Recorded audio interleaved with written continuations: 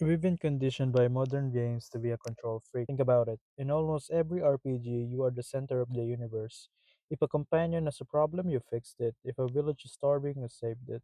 You check every dialogue option, min max every choice, and protect the people around you because the game has taught you that your agency is the only thing that matters. And then you play The Witcher 3 and realize your heroic urge to protect the people you love is exactly what's going to destroy them. See, we all remember the grand scale of this game, the political assassination, the wild hunt, the terrifying monster, but its absolute core, the Witcher 3 isn't about the power fantasy about a mutant with two swords. It's a deeply terrifying, brutally honest stimulation of parenting, and it contains one of the most brilliant psychological traps ever designed in gaming history. Let's fast forward to the final act of the game. You finally found Ciri. The world is ending, the stakes are impossibly high, and the game secretly hands you a scorecard. There are five specific moments scattered across the final 5 hours. Five choices that determine whether Siri survives the finale or dies alone before seeing White Cross. But here's the genius and the cruelty of CD Projekt Red's writing. The game never tells you you're being tested. And if you play with standard gamer instinct, you will fail. Take the scene right after Kaer Siri is grieving, overwhelmed by the weight of her destiny, and utterly exhausted.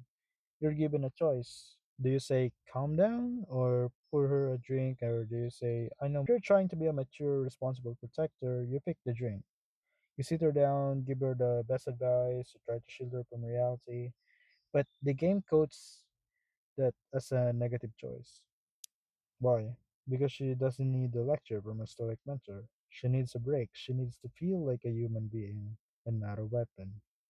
When you pelt her with a snowball, you're letting her laugh. You're reminding her of her humanity. It gets harder. Later, the Lodge of Sorceresses, some of the most manipulative, politically dangerous people in the world, demand to speak with Ciri. As a player, your protective instinct screams at you. Do not let her go in there alone. They will use her to stand by her side and defend her.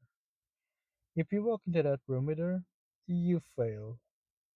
Think about the psychological nuance of that choice. By walking to that room, you aren't protecting her. You are telling her, I don't think you are strong enough to handle this without me.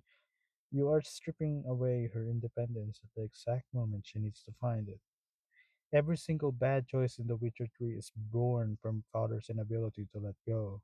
Overprotectiveness breeds insecurity, micromanagement breeds catastrophic failure. The game forces you to realize that being a good parent isn't about fighting monster for a child. It's about building their confidence so they can slay the monster themselves.